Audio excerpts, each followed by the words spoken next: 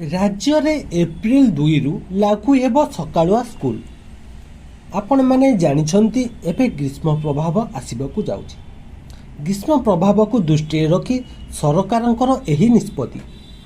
विपर्यय परिचालना मंत्री सुरेश पुजारी एहा होछि सूचना। राज्य रे एप्रिल 2 रु लागू हेब सकाळुआ स्कूल। सकाळ 7टा रु 9टा पर्यंत चलिब अंगनवाड़ी केन्द्र। खरारे अघोषित बिजुली काट नहबा पई मंत्री सुरेश पुजारी मध्य सूचना देइछन्ति। दिन 11टा रु 3टा पर्यंत श्रमिकों को काम करने को मध्य मना करिछन्ति मंत्री। आपण माने जानुछन्ति आगको ग्रीष्म प्रभाव बहुत मात्रा हेबाकू जाउछि। सेथिपाई सरकार ग्रीष्म प्रभाव को दृष्टि रखी छोट छोट पिला माननकु पई एही निष्पत्ति नेइछन्ति। सकाळुआ स्कूल जोटा कि आपण मानकर एप्रिल 2 रु लागू करिछन्ति सरकार।